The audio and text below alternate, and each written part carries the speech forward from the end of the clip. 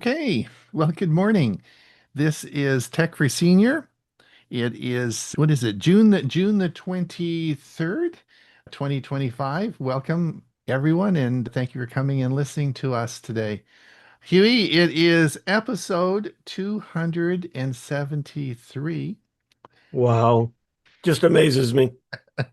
Yeah, yeah, amazing. All the different, those many 6 years. We're in our 6 year. So, welcome everyone. Some of you have been here. I see Chris and Jim just arrived. They're late. Let's have a chat with Chris and Jim when they're coming in now. Yeah, Chris and Jim just arrived. They're probably at the buffet and had to hurry down to to get to the show on time. Anyway, welcome everyone. We have a big show for you today, lots of interesting things. But just to remind everybody that we also have a Thursday show, which of course occurs on Thursday, and we encourage you to pop around and see us. We'll have Ray Baxter with us this Thursday. Should be lots of fun.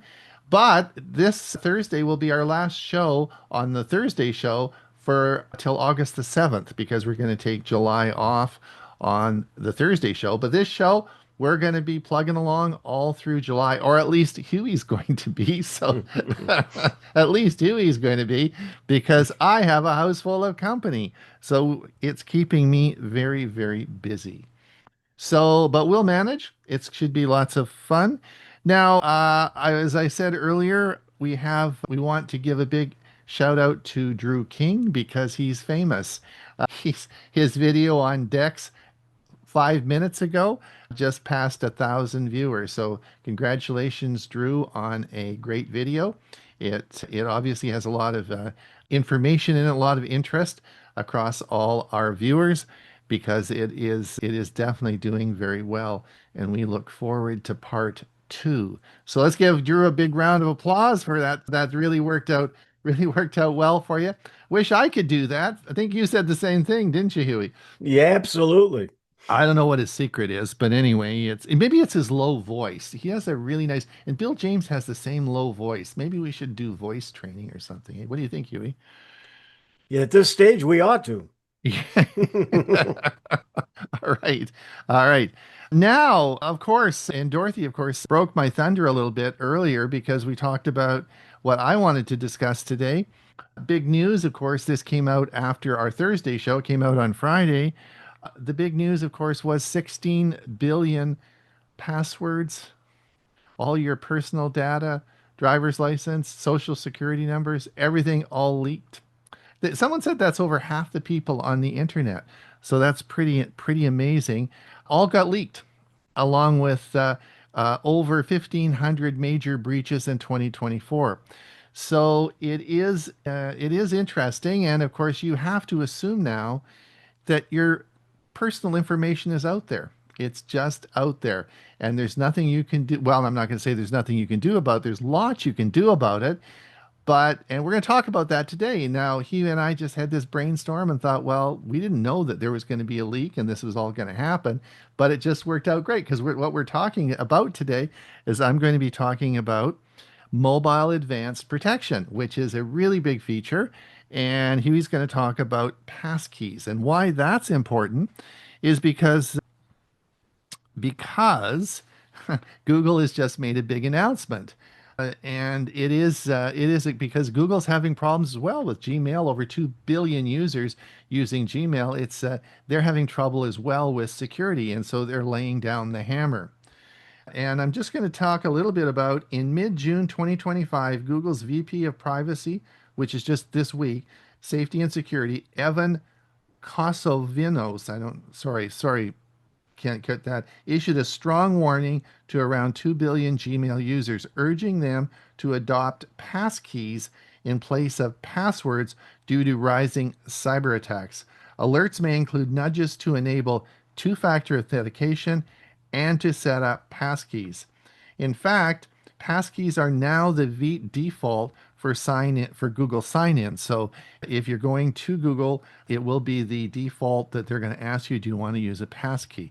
So they really want you to reset your password, get away from passwords and use passkeys. And How would we find out more about passkeys, Huey? Probably watch my video today. That's right. Wow, that occurred quickly. Well done, Huey. You figured that out. Great. Okay.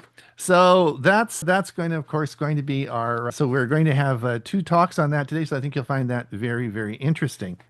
Our premiere video today is going to be Bill James is going to talk about Mac OS, and we're actually going to play that video today.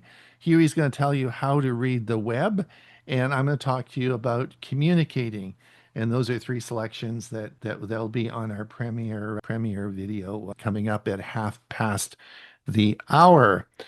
Let me just remove my spotlight and just introduce everybody quickly today. Huey, of course, you look pretty good, but you're running on Linux. This is sort of Yeah, cool. I'm running this on Linux on my Tell computer. us that just story. just using a stick.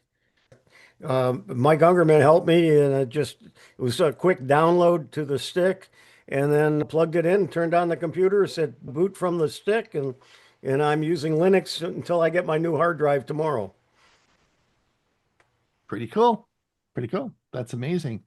And of course, Bill James, I guess, is gone away for a minute. Are you still there, Bill?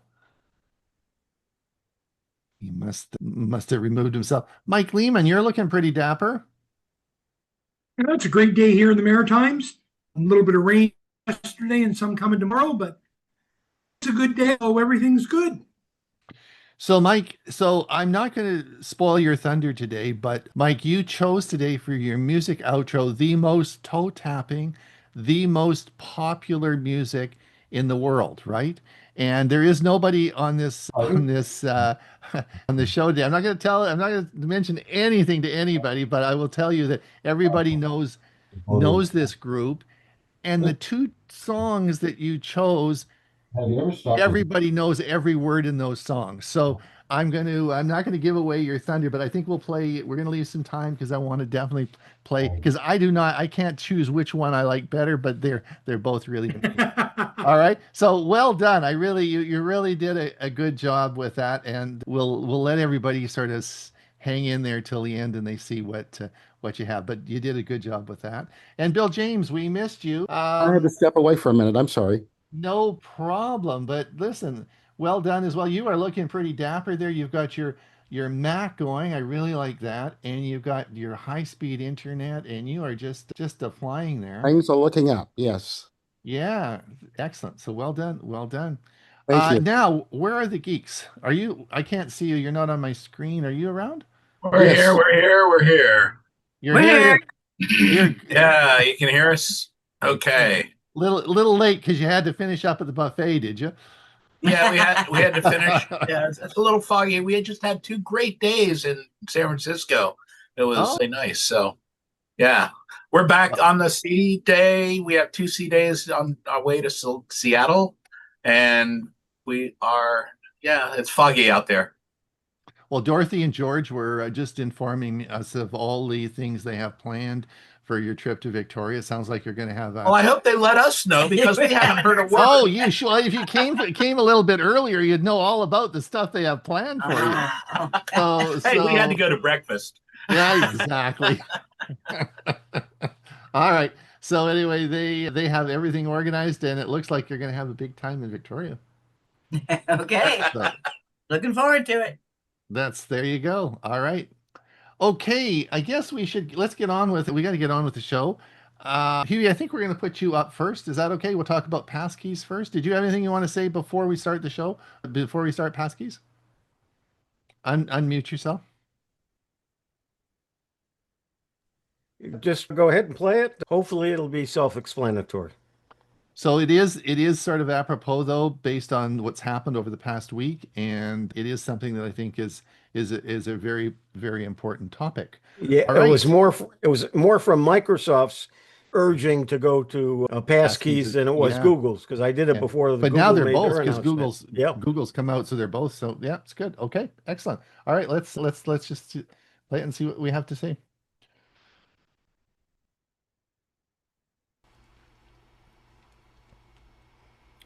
Goodbye passwords. Understanding passkeys. I'm Hewie Poplock. Today we're going to talk about something that might make your online life a lot easier and a whole lot safer. Passkeys. You've probably spent years typing passwords, writing them down, forgetting them, or reusing the same one over and over. What if you didn't have to do that anymore? That's where passkeys come in. Let's explore how this new technology works and why it could be a great tool for you. A passkey is a new way to sign in to websites and apps. You don't need to remember anything or type anything. Instead, your device does the work. Passkeys are something you already have, like your fingerprint, your face, or a simple PIN number that you use to unlock your phone or computer. It's fast, secure, and there's no need for sticky notes or a password book. Passwords can be weak, reused, or easily stolen. Hackers love passwords, but passkeys are safer. Why? Because you don't have to type them, so no one can see them. They can't be guessed, they aren't shared, and they stay on your device. And since they use things like your fingerprint or face, only you can unlock them. That means less worry for you. Here's a simple way to think about it. When you create a passkey for a website, your phone or computer stores a digital key. The website stores its own half of that key. Later, when you try to log in, the website asks your device, "Is this really you?" Your device says, "Yes, and I can prove it." And you confirm with your fingerprint or face or PIN, and that's it, you're logged in. Let's say you're logging into your Gmail. Instead of typing your password, you choose Sign In with a passkey. Your phone asks you, place your finger on the sensor or show your face.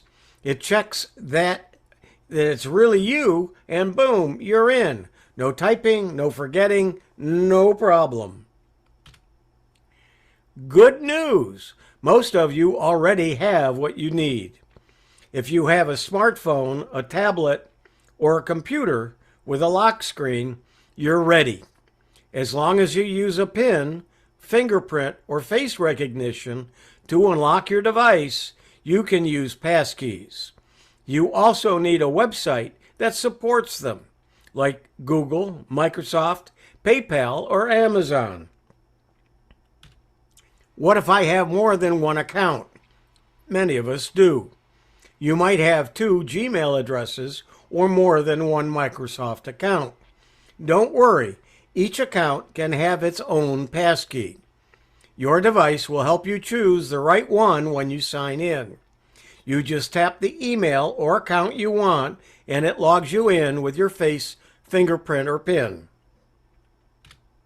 Losing your phone or laptop is scary, but passkeys have a backup plan. If your passkeys are stored in your Google or Apple account, they'll come back when you sign in on a new device. Just make sure your Google or Apple account has recovery options set up, like a backup email or a phone number. You can already use passkeys on websites like Google, Microsoft, Amazon, PayPal, and more. Banking sites and other services are also starting to use them. Whenever you see the option, sign in with a passkey, you're seeing the future of safer, easier logons. Do I have to use a passkey? No, not yet. Passkeys are still optional on most websites. You can keep using your passwords if you want, but more and more places are moving towards passkeys. So learning how to use them now puts you ahead of the game and makes life easier down the road. Here are some things people ask. What if I don't have a smartphone? Well, you can still use a passkey on many newer computers. What if I want to keep using passwords? You can. What if I forget how to use a passkey? Most websites walk you through the process step by step, and there's always help available. What's an authenticator, and do I need one? Well, an authenticator app is a tool that helps you prove who you are, and when you log in, it's often used for something called two-factor authentication. Microsoft's Authenticator is one example. You don't need an Authenticator app to use Passkeys. Most devices, like your phone or laptop, can handle Passkeys by themselves. And we're going to talk about Microsoft and their Authenticator a little bit more into this presentation. However, if you use an Authenticator app, it might also manage your passkeys and keep them synced across devices.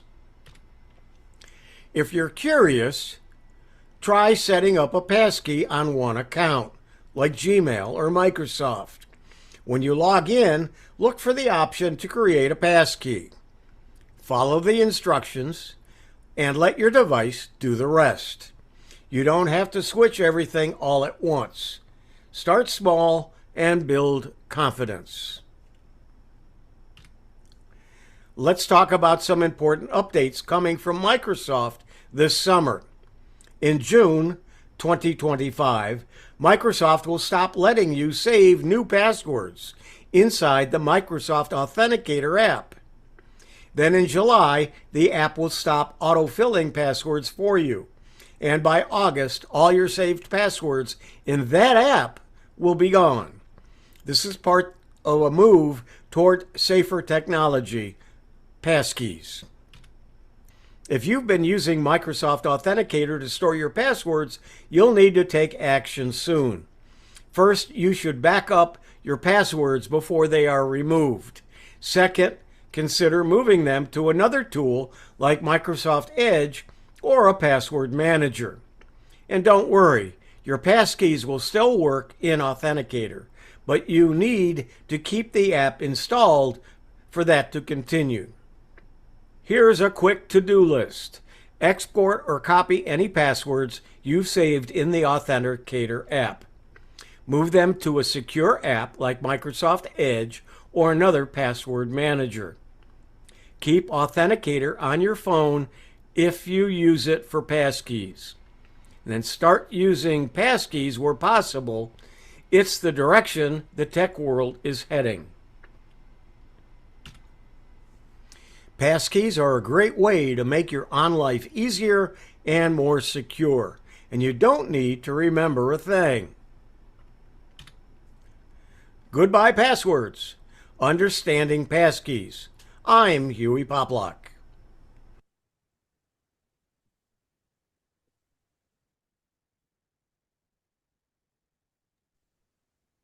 That's it.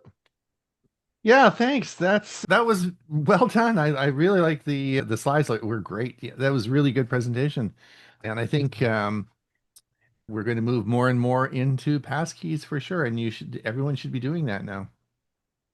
It was a big help for me to putting it together to understand passkeys because I was confused about it.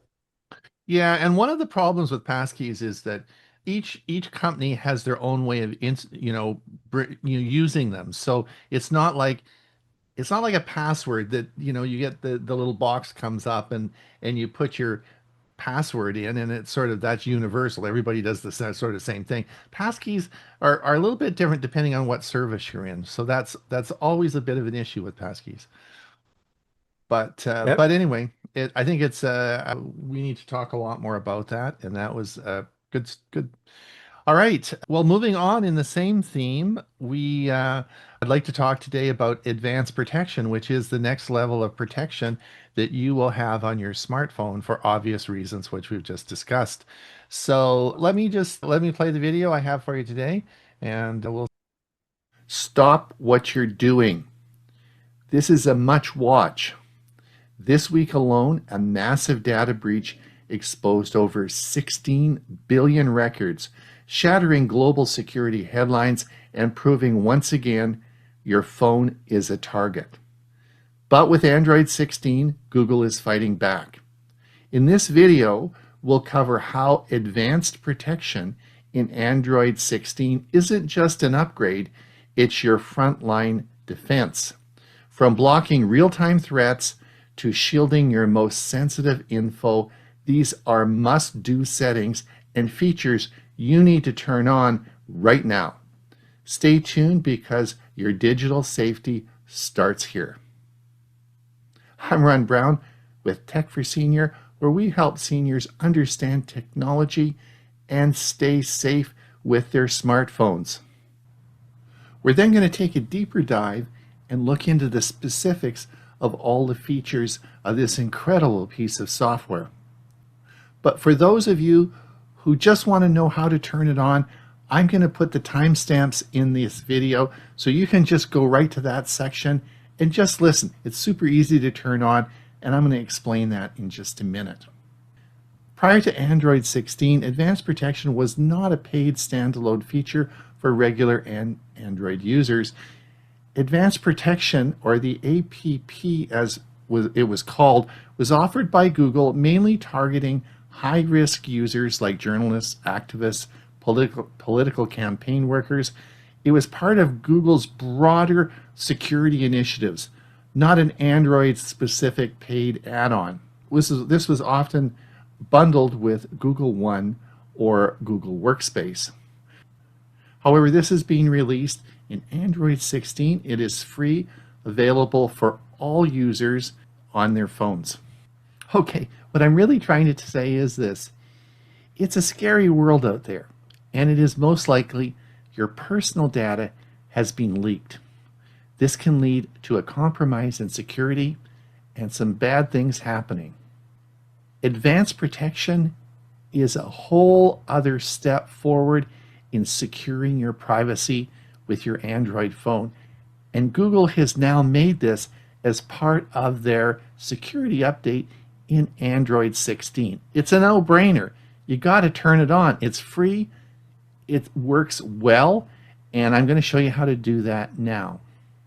I've been running it on my Pixel 8 for about a week now, since I installed Android 16. I really haven't noticed anything. It doesn't slow my phone down. Haven't noticed any problems with it at all. It just runs in the background and protects you. That's what I think you're going to need, because the breaches and the data breaches that we have now, it's most likely that your data is out there for the bad guys to get. So let's look at Advanced Protection and how we turn it on. I'm going to show you a little video now that I did on my Pixel 8. All right, let's find where we find Advanced Protection. Let's go to Settings. As we scroll down here, we're going to click the little button at the bottom, and we're going to come to Settings. We're going to come up here, and we're going to, or sorry, down, and we're going to come to Security and Privacy. We're going to click Security and Privacy, and then we're going to come up here, and we're going to come down, and here's where you're going to find Advanced Protection. Protect your device and Google account. We're going to click this, and this is Advanced Protection. And this helps defend against online attacks, harmful apps, insecure connections, and other threats that put your data at risk. So we're going to turn this on, and all you need to do is toggle this on. Now you can see that I have it toggled on. When you install this, it won't be turned on. You have to come to this setting and you have to manually turn this on. This will require a restart of your phone after you toggle it on. All right, let's dive a little bit deeper now and look into the various features of Advanced Protection. The first we want to talk about is the smarter and safer app permissions in Android 16. Now let's focus in on the granular permission control. Android 16 gives users more specific control over what apps can access your phone. You can now choose allow while using the app, ask every time, allow only once, or don't allow. New pop-up prompts include clear visual icons and contextual explanations so you know why an app is requesting access. Now there also is an auto reset for dormant apps. If you haven't used an app in a while, example 90 plus days, Android 16 automatically revokes its permissions like camera, mic, location, etc. This helps minimize background access from forgotten or rarely used apps. Now, one-time access for sensitive sensors. Apps needing access to the camera, microphone, or location can be limited to a single-use session. This is especially useful for things like QR code scanners or navigation tools that don't need full-time access. There is a redesigned privacy dashboard that shows a timeline of which apps access sensitive data, including microphone, camera, location. You'll see what time each access occurred and tap to instantly revoke it. AI-powered permission alerts. Android 16 uses on-device machine learning to detect useful or suspicious permission behavior. If an app suddenly starts accessing your microphone in the background, you'll get a real-time alert. Now, security without the cloud. Android 16 introduced one of the most powerful behind-the-scenes updates on device AI security. Instead of sending your data to the cloud, Android 16 now uses advanced AI directly on your phone thanks to Google's Gemini Nano model. This allows your phone to detect phishing messages, scam calls, malicious links in real time without ever sharing your private information with the Google servers. It all occurs on your phone. For example, if someone texts you a fake delivery notice or a link to a shady login page, Android 16 will instantly flag it with a warning, even if you're offline. This local AI engine can help you detect abnormal app behaviors, like when the game starts requesting access to your contacts or microphone. It's not just reactive, it's proactively learning patterns, helping keep you protected from new threats as they emerge. But the best part is you stay in control and your data never leaves your phone. Private space, your digital vault in Android 16. One of the most talked about new features in Android 16 is private space, a secure digital vault built right into your phone. Think of it as a personal sandbox where you can hide apps, files, and photos that you don't want showing up in your regular app drawer or search history.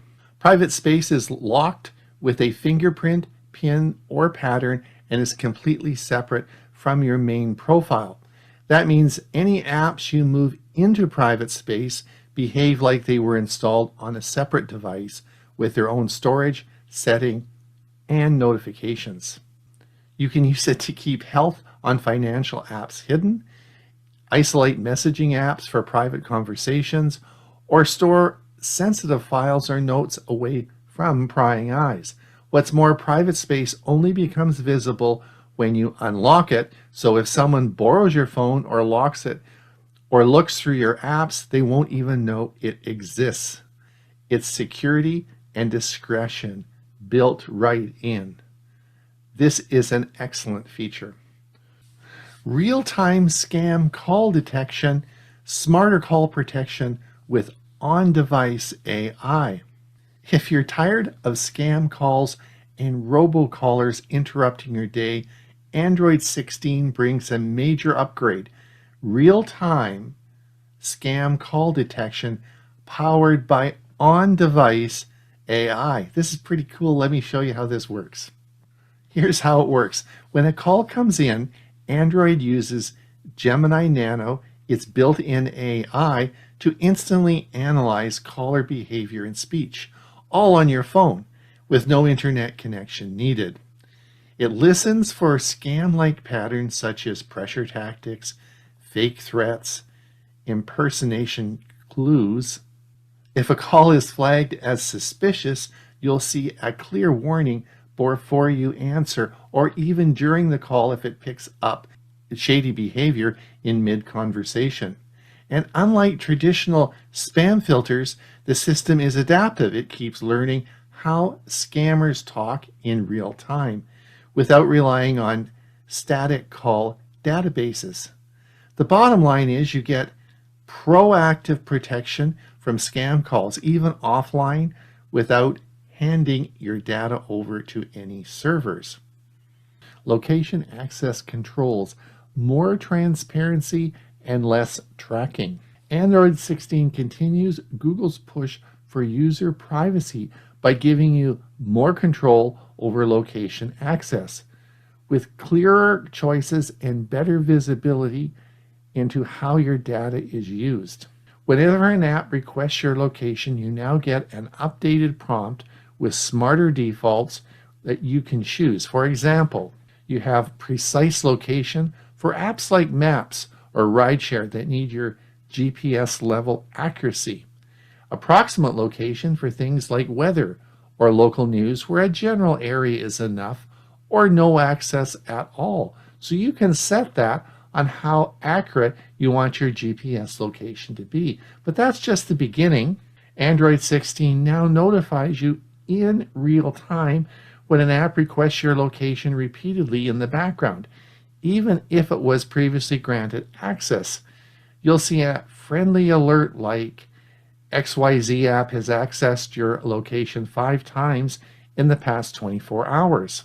You can tap this alert to jump directly into the privacy dashboard where you'll find a timeline of all recent location access events across all apps. And yes, apps that try to circumvent the rules by using Wi-Fi or Bluetooth signals to estimate your location, Android 16 flags those as well. Stronger credential management, passwords optional, and security built in. Android 16 is making passwords feel more like a thing of the past thanks to enhanced credential management system. First off, Android 16 now supports its passkeys by default. Passkeys are more secure and an easier way to log into apps and websites using biometrics like your fingerprint or face instead of typing in passwords.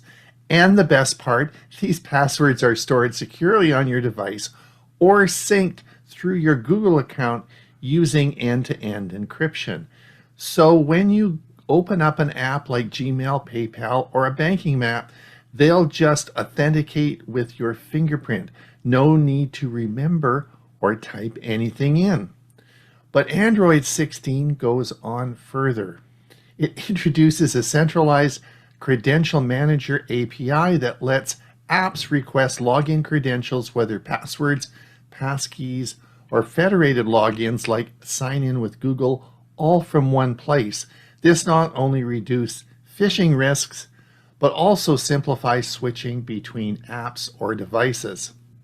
Oh, the Google Password Manager has been deeply integrated, offering password health alerts, breach warnings, and suggestions to upgrade to passkeys. Bottom line, Android 16 helps you log in faster, stay safer, and ditch weak or reused passwords. Bottom line is Android 16 helps you log in faster, stay safer, and ditch weak or reuse passwords for good. Automatic security updates, seamless protection, no interruptions.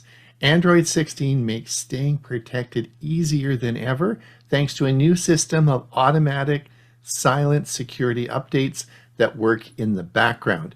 You no longer need to manually check for updates or restart your phone at inconvenient times. With Android 16, security patches are applied silently and in most cases without needing to reboot immediately. Here's how it works.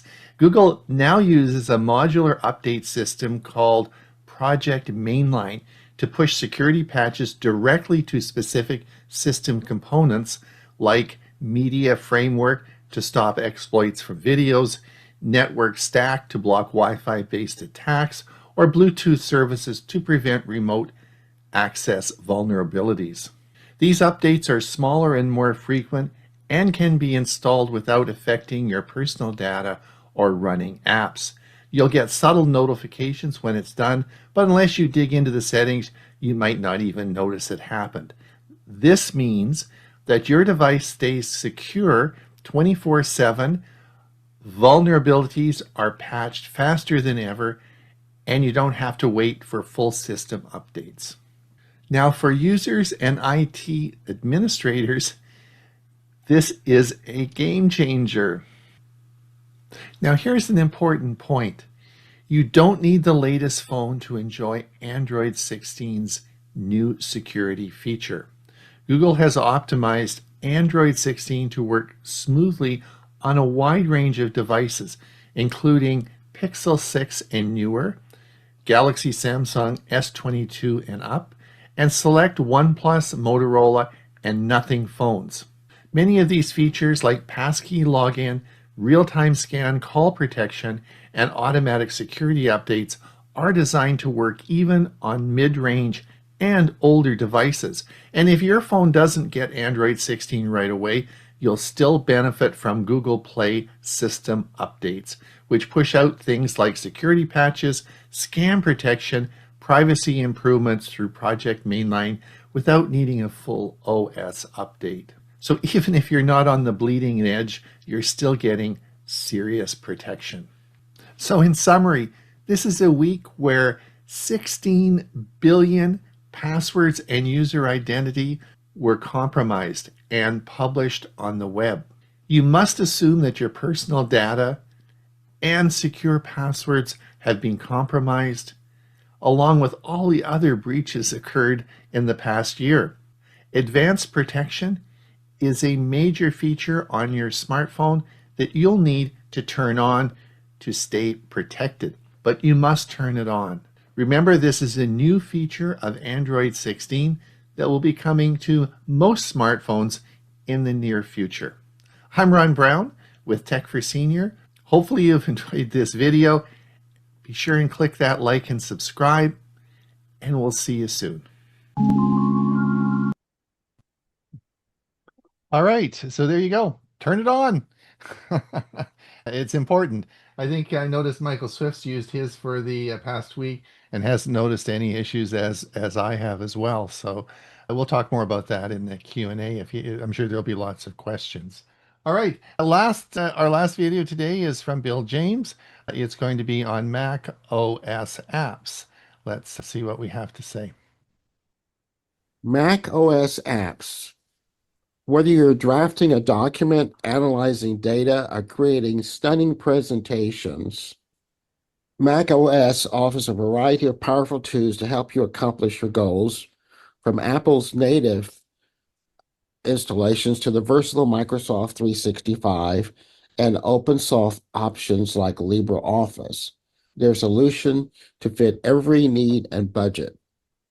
In this presentation, we'll delve into the key features, strengths, and unique capabilities of each suite. We'll start by exploring iWork, Apple's intuitive and beautiful design suite that integrates with the Mac OS ecosystem.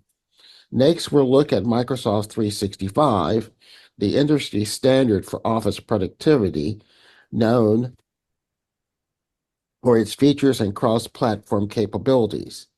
We'll also examine LibreOffice, a powerful open source alternative that offers a wide variety of tools at no cost, and other alternatives. The iSuite on the Mac comprises three main applications: Pages, Numbers, and Keynote.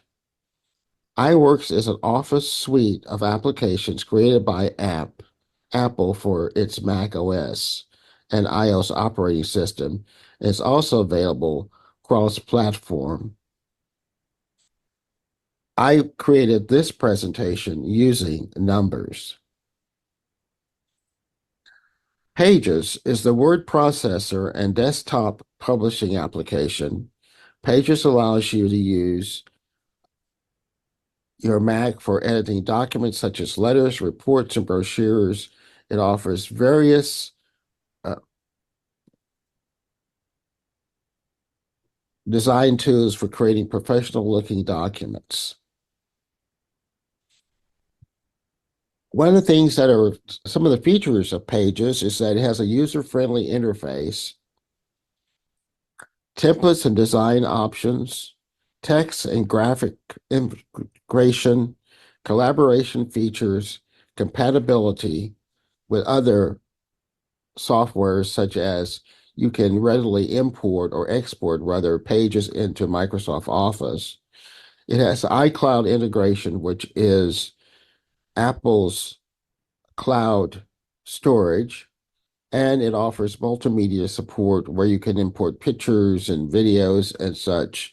And Pages is free to all Mac OS users. Numbers is the spreadsheet application, and Numbers provides tools for organizing data, calculations, and creating visualization like charts and graphs. It is designed with flexibility and visual-oriented approach compared to the traditional spreadsheet software. And again, Numbers offers a flexible canvas-based layout. It has templates and pre-designed elements, powerful calculation and data tools, rich data presentations, and of course, it's compatible with Microsoft Excel. It also includes iCloud integration, and its main focus is on usability. Keynotes is the equivalent to Microsoft PowerPoint, and it's a presentation software that's used to create slideshows with text, images, videos, and animation. And again, it has professional quality presentations, intuitive and user-friendly interface, a powerful animation and transitional effects, seamless integration with multimedia, and it is also compatible with Microsoft PowerPoint, and as well as having iCloud integration. Keynote also supports interactive features such as hyperlinks, and it has an extensive array of presenter tools. So in summary, these apps are part of the iWork suite, and it comes pre-installed on most Mac computers and are fully integrated with the Apple ecosystem, including iCloud, which allows for syncing across devices. While they offer many features similar to Microsoft Office, the interface and some functionalities differ, and compatibility with Microsoft Office format is generally good, but not always perfect. So if you're into using Microsoft Office, you'll be happy to know that Office 365, also known as Microsoft 365, is fully compatible with the Mac OS. Microsoft offers Mac OS versions for Office applications that are specifically designed for Mac, and they include Microsoft Word, Excel, PowerPoint, Outlook, OneNote, Teams, and Microsoft OneDrive. Some of the key compatibilities of the Microsoft 365 is that it is native to Mac OS, meaning that it's designed to work seamlessly on Mac computers. They take advantage of all the Mac's features as far as Retina display support and more.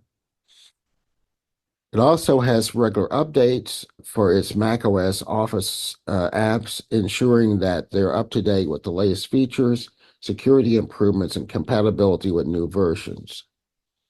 It also features parity, there are some minor differences in the user interface and specific features of between Windows and Mac OS versions. Most of the core functionality is the same across platforms. This makes it easier for users to switch between Mac and Windows without a steep learning curve. It also has cloud integration with Microsoft 365. Files are automatically synced with OneDrive, making easy access across devices, including Macs, PCs, tablets, and smartphones. It also has cross-platform collaboration. Documents created on Mac OS can be opened in Windows devices and vice versa, supporting seamless collaboration in mixed environments. And it is also subscription-based, meaning you pay monthly or annually for access to Office Suite, including cloud services and regular updates. If you have a subscription to Microsoft 365, it's available to users on 6 different devices. So if you happen to have a Mac in the mix, you can also use one of those licenses for your Mac computer. So some of the key compatibilities is that Microsoft supports the latest versions, but it's also important to check compatibility if you're using older versions of the Mac OS. But it typically supports the current Mac OS and usually 2 previous major versions. In summary, Microsoft Office 365 or Microsoft 365 is fully compatible with Mac OS, offering a variety of productivity tools that integrate well with the Apple ecosystem. There are several other free Office suites that are available that can serve as an alternative to the Microsoft 365. And some of the popular ones are LibreOffice. LibreOffice is a powerful free open source Office suite that offers a wide range of applications similar to Microsoft Office. It includes Writer, which is the word processor, Calc for spreadsheet, Impress for presentations, Base for databases, and Math for formula editing. It is compatible with Microsoft Office in all file formats, allowing for you to edit and save files in formats like .docx, XLSX, and PPTX. And it regularly gets updated by a large community of developers. Google Docs offers as another alternative, and Google Workspace offers a suite of online productivity tools that are free, and they consist of Google Docs for word processing, Google Sheets for spreadsheets, and Google for presentations, along with Google Drive for storage. The compatibility is that Google's tools support importing and exporting Microsoft Office file forms for real-time collaborations. It is cloud-based, accessible through any web browser on a Mac OS, with other access available through the Google Chrome extensions. There's also Apache OpenOffice, which has Writer, Calc, Impress, Draw, Base, and Math. And it's compatible with Microsoft Office formats as well, though it's not as polished as LibreOffice, but it offers current updates and community support.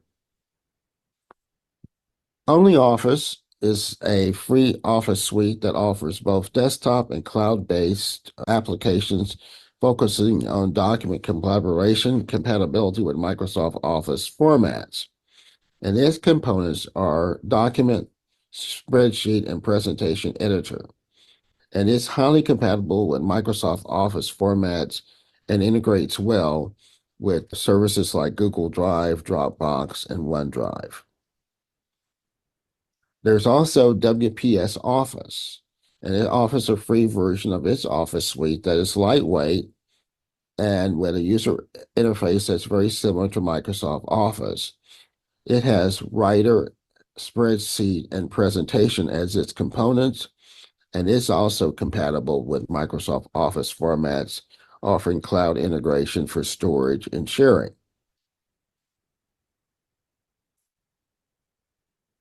So, in conclusion, these Office suites provide a variety of features that can meet most productivity needs, some offering for free and others for paid software like Microsoft Office. It is clear that the landscape offers a diverse array of powerful tools, all each with their own strengths and unique capabilities. Whether you're drawn to seamless integration and design of the Apple's iWorks, the comprehensive features and cross-platform prowess of Microsoft 365, the flexibility and free-driven innovation of LibreOffice, there's a suite tailored to fit your workflow. We also highlighted traditional options like Google Workspace, Apache OpenOffice, and OnlyOffice that macOS users have no shortage of choices when it comes to enhancing their productivity. Ultimately, the best suite depends on your specific needs, whether it's collaboration, advanced editing, cost effectiveness. The good news is that Mac OS supports all these options, giving you the freedom to select the tools that best align with your personal and professional goals. So that's our presentation on Mac OS apps, Office alternatives. This is Tech for Senior. I'm Bill James, Tech for Senior. Thank you for listening. Thanks, Bill. I think that was an excellent presentation. I think that, I've said this before, as we move closer to the end of Windows, your iPad is going to be a significant option. And a lot of those things you talked about today, of course, will be available on the iPad. And also what we talked about on our Thursday show is a lot of the recent changes and upgrades that are occurring to the iPad is just going to make it an excellent choice for an alternative to your Windows machine in October. All right, let's get on with the some people might say the highlight of the show. I'm sure that's Mike's feeling. We want to talk about this is going to be a really fun time. I'm going to but before Mike gets started, I'm going to say goodbye to our YouTube group. Thank you so much for watching. If you want to pop over and participate in the Q&A, you're most welcome to do so. And don't forget, we have our Thursday show. We hope to see you then. Mike, before you get going here, let me just put a little end to that live stream. I've hit the stop button. Take it away. Today, my featured artist is Brian Wilson of the Beach Boys. Brian Wilson was born Brian Douglas Wilson on June 20th, 1942, so his birthday would have been just a couple of days ago. Inglewood, California. He was an American musician, songwriter, singer, record producer, and widely recognized as the co-founder and primary creative force behind the iconic 1960s rock band, the Beach Boys. He tragically passed away in early June 2025 at the age of 82, and like we just noted, just 2 weeks prior to his 83rd birthday. His childhood in Hawthorne, California was marked by a musical home despite a difficult upbringing under his father, Merle Wilson. Brian, along with his younger brothers, Dennis and Carl, and cousin Mike Love, formed the in 1961, later joined by their school friend, Al Jardine. His innovative approach to pop composition and mastery of recording techniques led him to become the first pop musician credited for writing, arranging, producing, and performing his own material.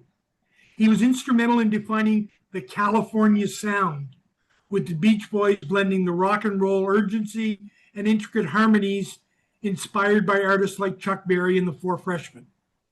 At the height of the Beach Boys' success in the 60s, Wilson's musical genius was accompanied by significant struggles with both mental illness and substance abuse.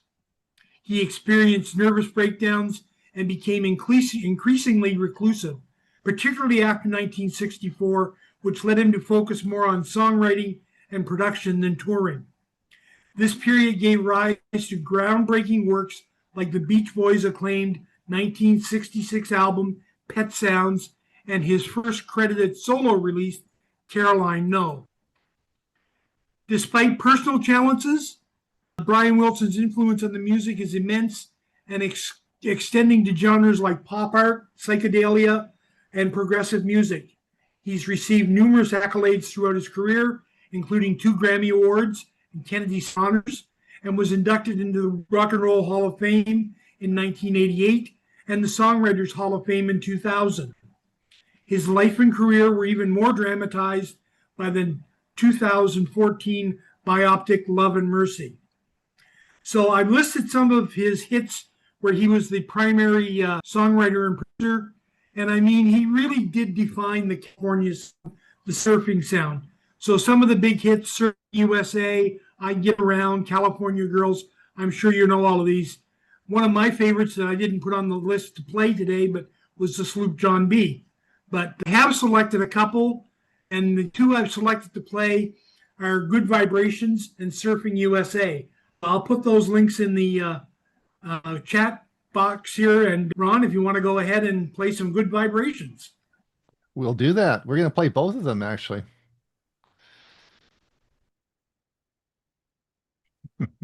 Well to say done. that Brian was iconic. To say that Brian was iconic is really an understatement, because he certainly changed the sound of early 60s music. I mean, it was groundbreaking. That California sound was something we hadn't heard before, and certainly changed the music industry at that time. Anyways, that's it for this week. Wow. That's great. Thanks so much. That was really a nice way to finish off the show. Well done. All right. So we have, of course, it is top of the hour, and we move now into our Q&A. If you have to race off, don't forget that we have our Thursday show coming up this Thursday, which, of course, will be the last show. We'll be back on the air in August 7th. So we're going to take, Hewie, we're going to have a whole month of news to do on August the 7th. It's going to be unmute yourself. Maybe it'll be a 2-hour show or something. I don't know. We're going to have a lot of stuff to talk about, eh? Yeah, we'll have to practice all month so we don't lose the ability to do it. Also, this Friday is my Let's Talk AI. I'll be sending out a newsletter. I'm going to be somewhat hindered because I won't have my computer back up and running to demonstrate a lot, but I do have a couple articles that I really give a lot of information. So we're going to talk about several things dealing with AI. So, and I also posted in the chat a link that I found in one of the articles about the breach and all of the passwords that are out there. And so it's another one besides the I've been pawned to check to see. You just type in a password and it'll tell you whether it's in the list or not. Most people are saying, Hewie, that you have to pre-assume now that your passwords and private credentials have been leaked. I mean, that's the assumption that everyone's saying now. You have to assume that everything has been leaked. Yeah, absolutely. And actually, it's so much that we could probably just not have passwords. It wouldn't make any difference. Well, that's what Google and Microsoft said, right? They don't want using passwords anymore. Or like a polygrapher friend of mine once said, locks on a door don't keep the bad guys out. It keeps the honest people honest. That's right. That's right.